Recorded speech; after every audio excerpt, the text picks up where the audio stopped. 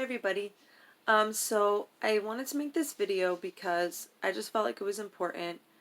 Things that have gone on in my life and how I've dealt with things, dealing with beauty and dealing with other people, comparing myself to them and feeling like I'm not good enough, especially when I was in the younger grades. It was terrible. It was torture. And I just felt like I wanted to share a little bit of my, not my secrets, but my testimony, things um, that I went through, that how I dealt with it, dealing with the quote disability, being someone that has a disability. I never really considered myself disabled though, because I can do more things than most people. I I'm a certified teacher, but I'm not teaching right now because that's a whole other thing about the education system. But I love to nanny. I love kids. My son's 11, so he's not such a baby anymore, but he even helps me with the kids that I nanny for, and I just love kids, and I just feel like I have so much knowledge and wisdom from life experiences that if I wasn't born, with one arm, I don't know what kind of person I would be. And honestly, the kind of person that I am now, it's like I'm able to, relate to so many different people, and they know when I talk to them, they know that I know pain. They know that I know deep within things that could connect with them. So they actually listen to me, when I talk to them, and especially younger kids, are drawn to me because, they just, younger kids are curious about my arm, having one arm. Um, but so they just kind of, they're drawn to me in that way. But older people, when I tell them about how I dealt with loving myself, to love yourself, even without a quote disability, is hard enough. But when you have one arm and everybody else around you has two arms and you don't feel like you fit in at all, that was really hard for me growing up. That was really hard in, like, when I was really younger, I really didn't see it, I could wear whatever kind of clothes I wanted. I just lived, and I didn't get deluded by everybody's opinion or things that I would look at other people and compare myself. You don't do that as a kid, like really young, like 3, 4 years old, 5. But as I started growing in like third and fourth grade, I started noticing that I was different. I started noticing that I wasn't like everybody else, you know? And, when you deal with stuff at school, that's one thing. But when you deal with stuff at home, at school, everywhere you go, your disability follows you, because it's in your mind. Your mind is the main tool that allows you to either look at a disability as a thing that can help you grow as a person and relate to people, and a challenge that you can overcome, or you can look at it as something that is just defines who you are, and you can't move past that because that roadblock is in your mind and it will not let you get over that, because you have to see it every single day, especially if you have a disability in your mind. Actually, that's even worse. But when you have a physical disability like this is a disability that everybody can see unless you hide it. I used to hide it when I was younger. I used to wear winter jackets in the summertime so people wouldn't even notice that I had one arm. I used to walk with people on my right side for some reason, even walking on the streets. Like, I would walk with people, I'm sorry, I'm touching my hair, it's like so annoying. But when I walk with people, I would make sure that they were on this side of me. And it's like, those people that were walking with me were my friends, but it's like, even at home, I didn't even wear long sleeve shirt. I mean, I didn't even wear short sleeve shirts because just in case one of my brother's friends came over or people were at the house. I was a prisoner in my own mind. And honestly, like, I didn't think I would ever be loved. I didn't think I would ever be attractive. I looked like a boy. I had short hair because I always got gum stuck in it, because I would put it on the bedpost at night and then it would drop into my hair, and my mom would try to use the peanut butter to get it out. But honestly, like, it would be just butch cut, like, so short. And I just never felt like I could get past that. But through the grace of God and just choosing, it's a choice what you want your disability, or that thing, even for normal people, that thing that you don't like your nose, Not liking your nose is not a disability, in my opinion. It's just something that you don't like about yourself. You know, yes, I was born this way too, but this is, you know, different than other people. You know, you cannot like your eye color. You know, people can see it as the same thing, just not liking your body parts a certain way. You know, so I understand that, but I just knew I would never be like anybody else because I have one arm. That's not something that plastic surgery can fix. You know, and people said, why don't you get a prosthetic, you know? They can only talk to me about that when I got older, because if anybody even looked at me wrong when I was younger, oh my gosh, I had so much hate in my heart. I had so much anger, and it was because of myself. It was because of what was going on inside of me.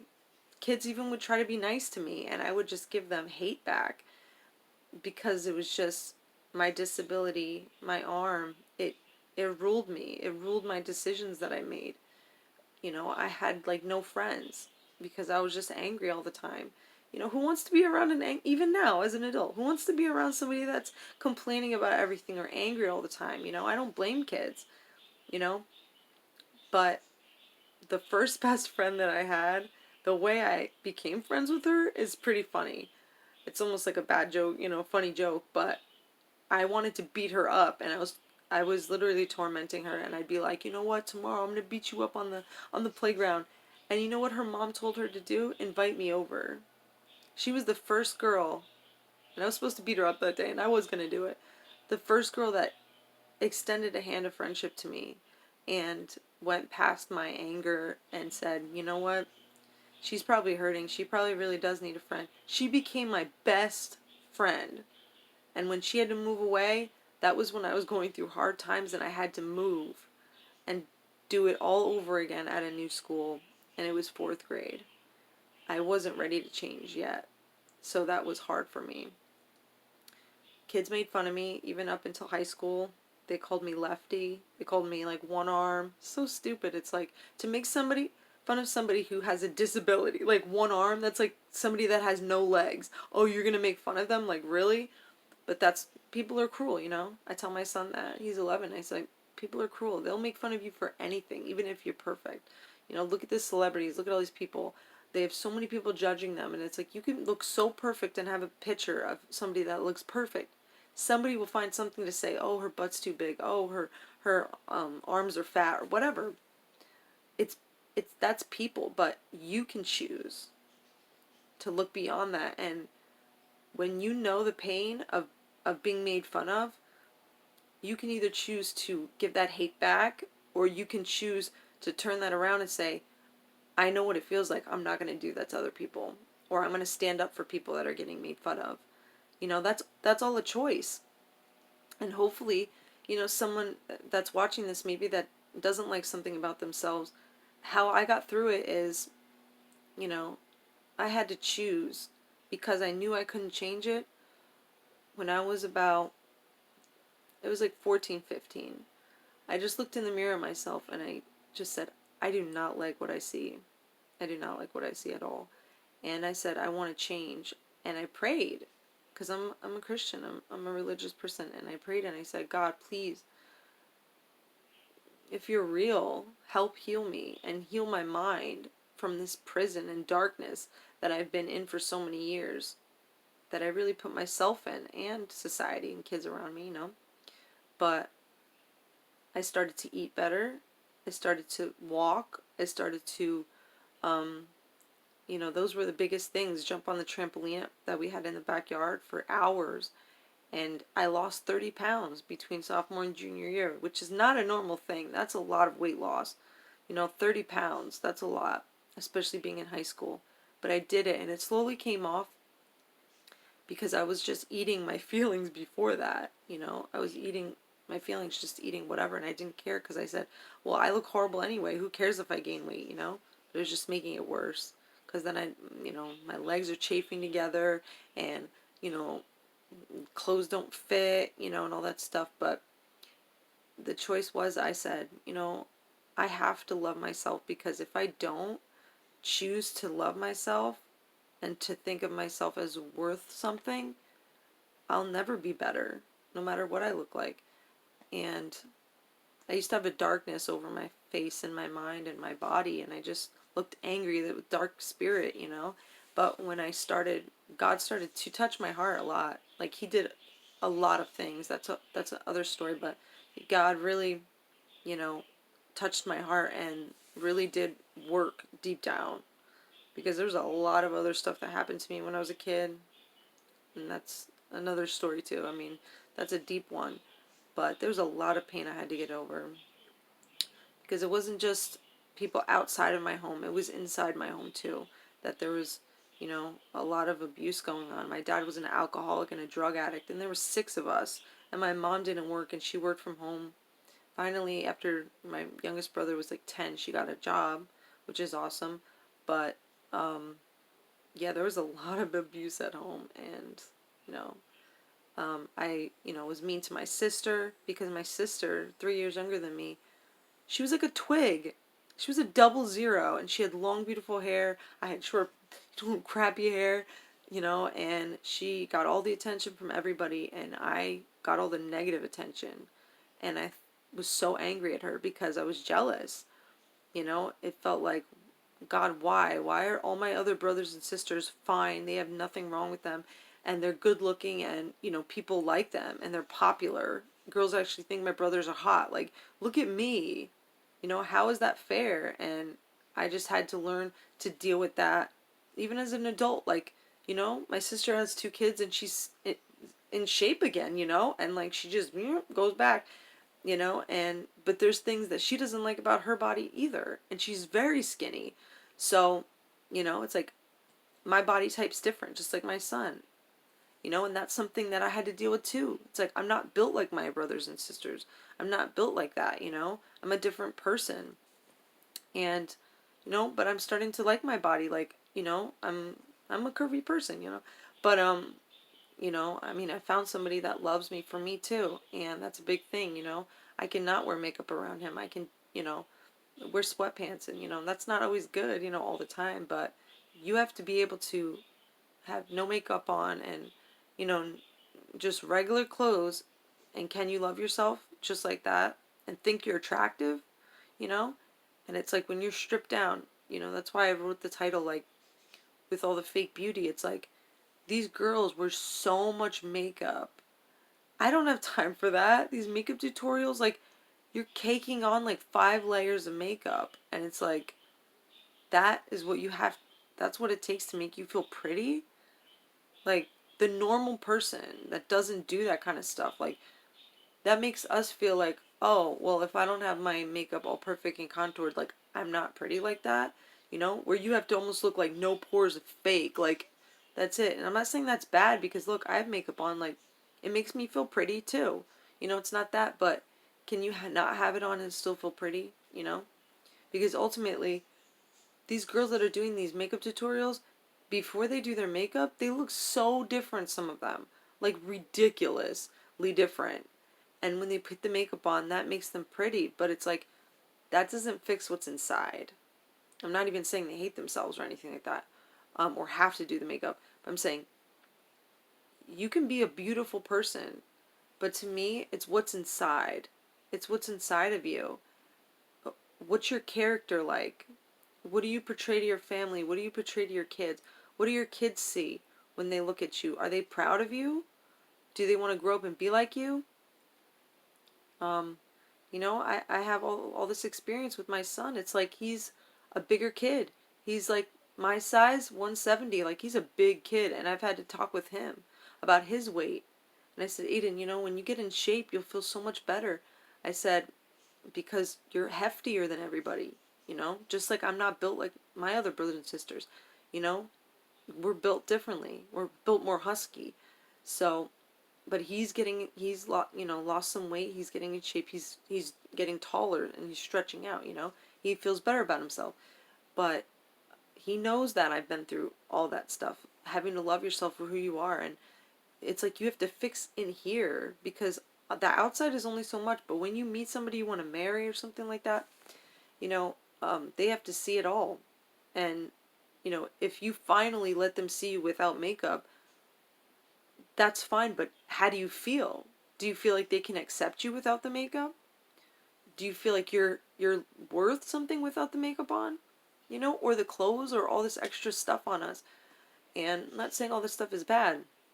I'm just saying to have a good heart to me is more important than what's on the outside.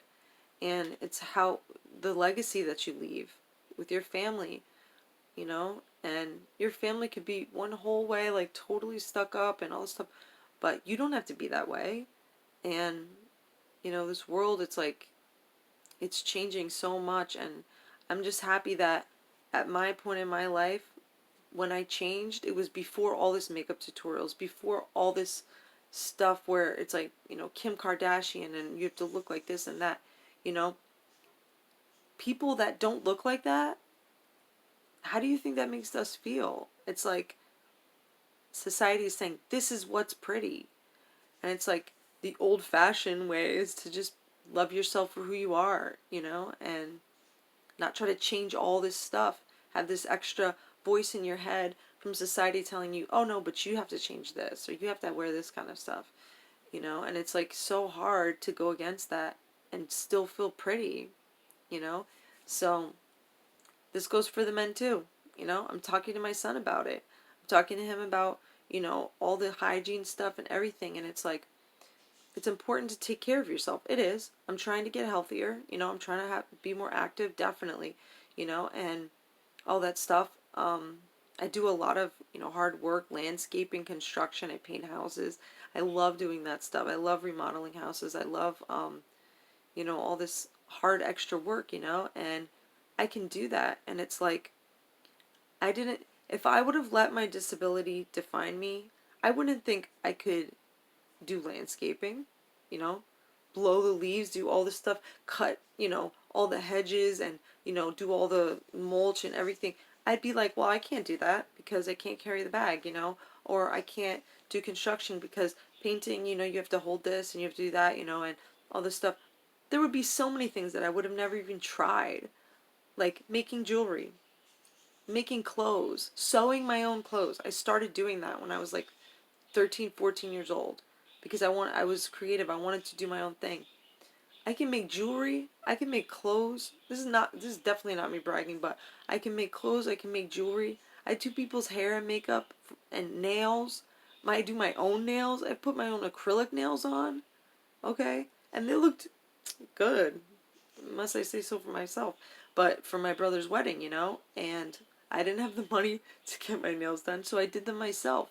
And I put the acrylic on, I did the sanding, I did all the stuff, I painted them with the French manicure, I did my toes with the French manicure, and I did it, and it was perfect.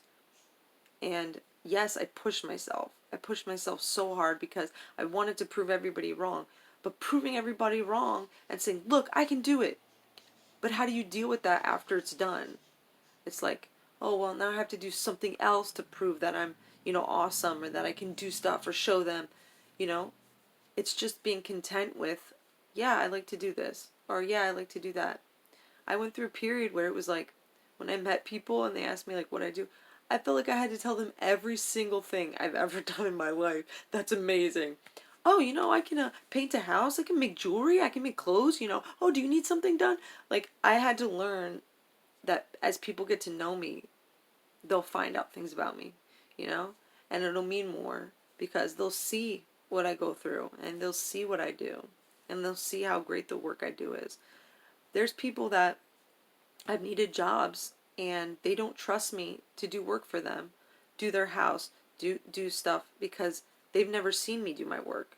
They're friends of my family, but or friends from church or whatever, but they've never seen the work I do, but they find out, oh, she does this, but then they're hesitant to let me work for them. I could tell. But the people that do have me work for them, I've remodeled a whole bathroom myself, put linoleum down on the ground, cut it around the toilet.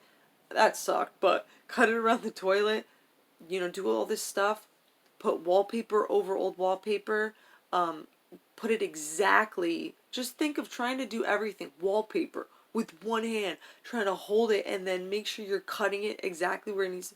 Dude, I've had to like find out different ways to do stuff, definitely. But I've learned to do it, and it's funny, and it's fun for me, you know? And it's like a challenge. I like a challenge. I love a challenge. And even for me, things that I don't think I can do, like I try to see if I can do it, and like I end up doing it. Making things, if there's a craft that I see that is at the store and I don't have enough money to buy it, one day I'll have enough money. But from this YouTube video, no, I'm just kidding. But so I don't have enough money to buy it. I make it myself, you know? And that's just fun for me. And it's like normal people don't do that. I mean, if they have money, they'll buy it or they just won't make it. But, I'm determined. I want nice things like, things I want to be able to buy whatever. But it's not just about that. It's just, being innovative, being creator. All these people on TV have these videos, these shows that are like, shows them creating stuff, even on YouTube. I've tried to think what I should make, if like what kind of videos. I don't know. I'm just starting out. Like I only have a couple videos, but I mean, it's just like I want to show my creative side. I want to show my abilities. I want to show kids that have one arm that they can do so much more than what they think. They can do so much more than what their parents think they can do. They may be held back by other people telling them, "Oh, that's okay. You don't have to do that. I'll do that for you." Or, "Oh, honey, I'll make you that. Oh, no, honey, I'll tie your shoes. Oh, honey, I'll do this or get you this to help you. Oh, yeah, we'll get you a prosthetic arm because then you can do normal things." Like people wanted to get me a prosthetic arm when I was younger. Yeah. And people were willing to pay for it for me. But I'm glad I never got it because now I do so many things. I do my hair, braid my hair, like, there's all these things I can do. And, I've even done the braid across the forehead, like all this crazy stuff, with my mouth and just holding things and, um, but yeah, it's like if I had a prosthetic arm, who knows if I would even try half the things that I can do now, you know? And it would just be more of a weight to me. Yeah, it would balance out my body, but it would just be like, you know, weird, and I'm like 34 now, 35, I don't even know, I'm lost count. But I don't know. It's just I don't need it. I don't need it for anything. And I'm not saying that kids shouldn't get it, but kids growing up, hopefully some girl will see this video that was like me and think that they'll never.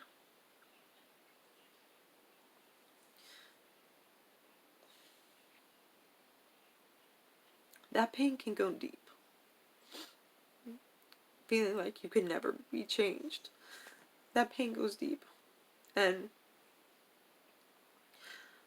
people tried to talk to me and get me out of that. Get me out of that darkness, but it was God and it was my choice to change.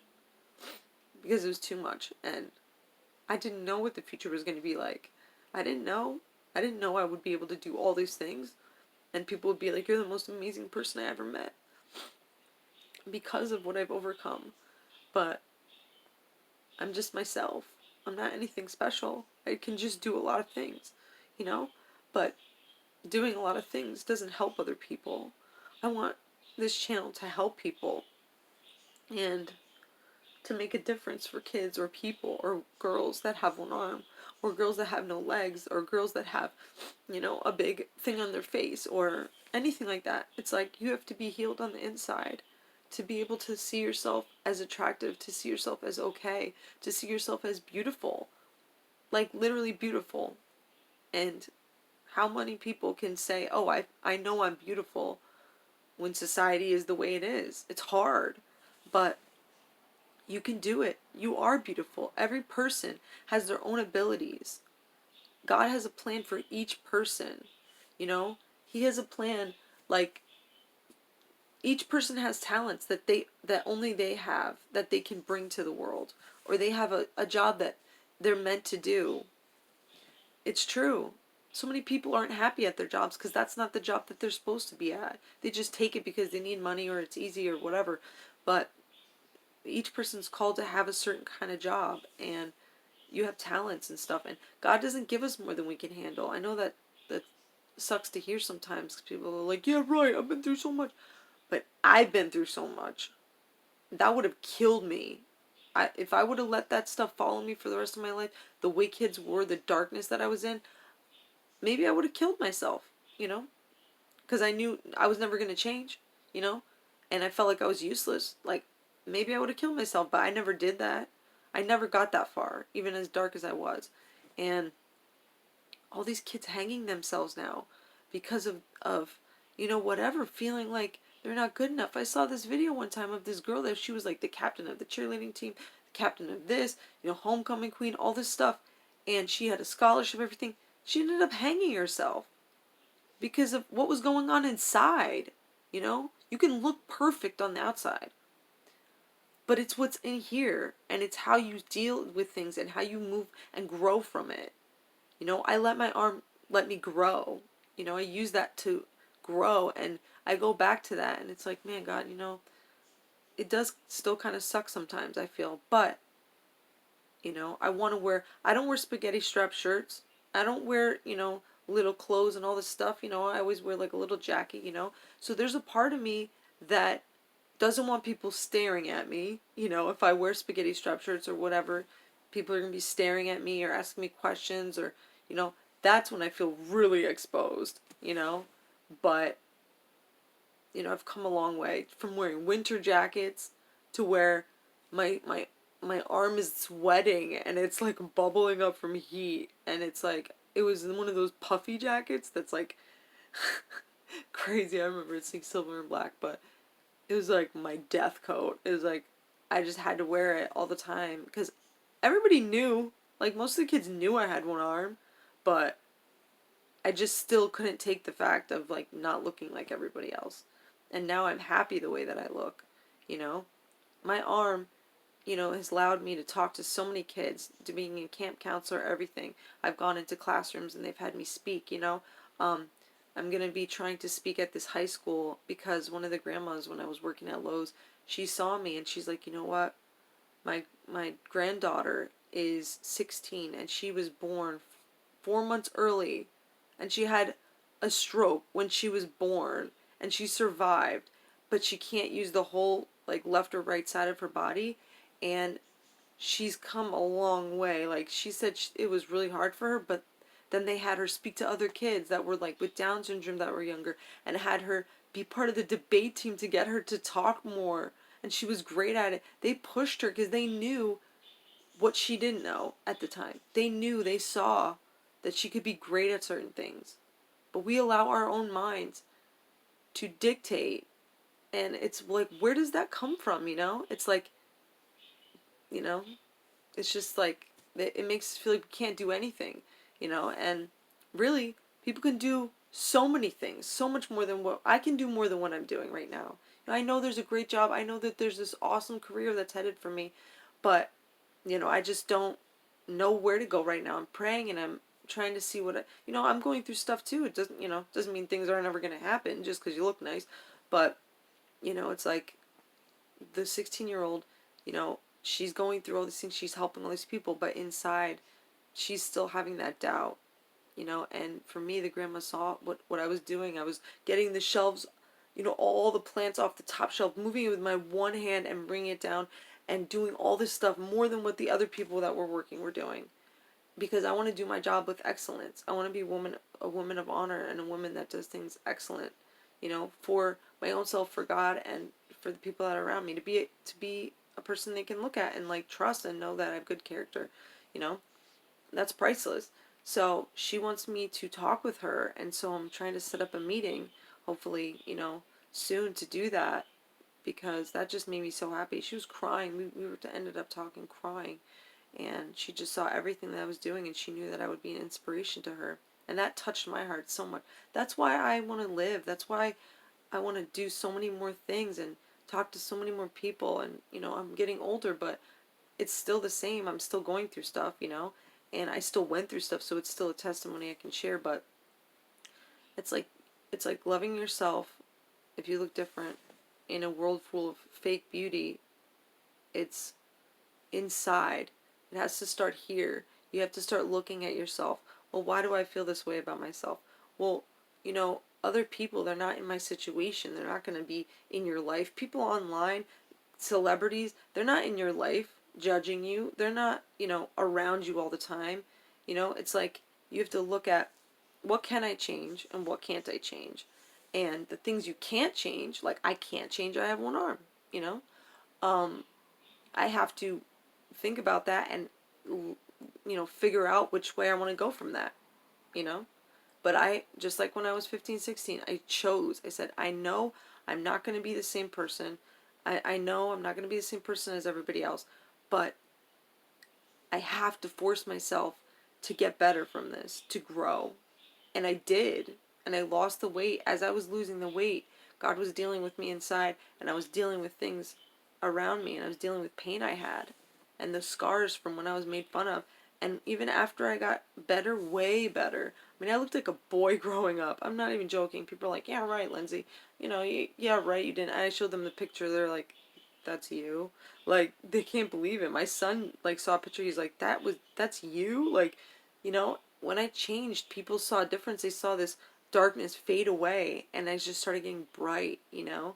And that's God, but it's also me choosing how you want to look at life. What do you want to do with your life? You know? You have a choice. Everybody has a choice. What are you going to do? You know? If you have problems, talk to somebody that you trust. Tell them about your feelings. Don't hide it like I did. Don't hide it, because then nobody can help you. Don't push people away if they want to help you. If they see that you're hurting, if you're younger, don't push people away. Tell somebody. Talk about it. It does help. My son, he started talking about his feelings. It does help, because I was able to give him wisdom that he didn't have, a perspective that he doesn't have. That's what the people around you, a lot of people cared about me, were praying for me. They were all around me, but I pushed everybody away. I wasn't ready. Hopefully, if somebody will hear this video and know that they are worth so much, that they are beautiful. You are beautiful. You are handsome. You are you. You're you. There can only be one you. Everybody else, but there can be only one you. And how do you want to look at yourself? How do you want to leave your legacy? What do you want people to think about you when you're not around? Do you want to make a positive impact on your school, on your company, around you, on this world? Because you do matter. You're one person, but you do matter. Look at all the people that's just one person. Donald Trump, he's one person. Look how much he's done. You know? Anybody. You know? People follow all these celebrities, but you know what? They're more messed up than normal people. They don't know the dark side of Hollywood. The dark side of Hollywood is sick, because they think everybody telling them they're beautiful or thinking they have to change. They're getting plastic surgery every other year, like all this crazy stuff, Botox all the time. That means they don't love themselves for them. They haven't dealt what's inside. They haven't been willing to give up, you know, TV shows and stuff. And, you know, people tell them, oh, you got to change this, you got to change that. Like, they'd rather change and look beautiful in, you know, other people's eyes of what other people say is pretty, than just be themselves and say, no, this is me. Like, you know, you could cut your hair, color your hair. You know, I've done that. I do that all the time. You know, I've gone through so many colors. But, you know, it's like you have to have a balance and, you know, like a barrier of like what you're not willing to change, you know, about yourself. If other people try to do it, you know, some people may just be trying to give you advice. Like, if you have BO all the time, you know, I'm dealing with that with my son, you know,